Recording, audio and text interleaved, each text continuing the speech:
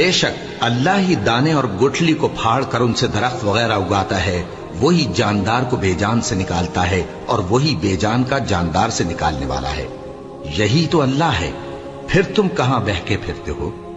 وہی رات کے اندھیرے سے صبح کی روشنی پھاڑ نکالتا ہے، اور اسی نے رات کو موجب آرام ٹھہرایا اور سورج اور چاند کو حساب کا ذریعہ بنا دیا۔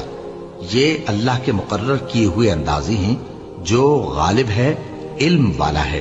اور وہی تو ہے جس نے تمہارے لیے ستارے بنائے تاکہ جنگلوں اور دریاؤں کے اندھیروں میں ان سے رستے معلوم کرو۔ عقل والوں کے لیے ہم نے اپنی آیتیں کھول کھول کر بیان کر دی ہیں۔ اور وہی تو ہے جس نے تم کو ایک شخص سے پیدا کیا، پھر تمہارے لیے ایک ٹھہرنے کی جگہ ہے اور ایک سپرد ہونے کی۔ سمجھنے والوں کے لیے ہم نے اپنی آیتیں کھول کھول کر بیان کر دی ہیں۔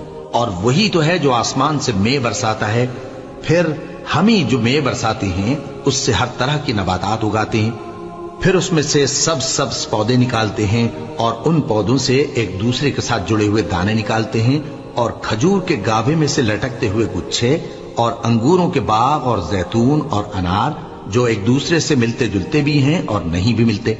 یہ چیزیں جب پھلتی ہیں تو ان کے پھلوں پر، اور جب پکتی ہیں تو ان کے پکنے پر نظر کرو۔ ان میں ان لوگوں کے لیے جو ایمان لاتے ہیں اللہ کی قدرت کی بہت سی نشانیاں ہیں۔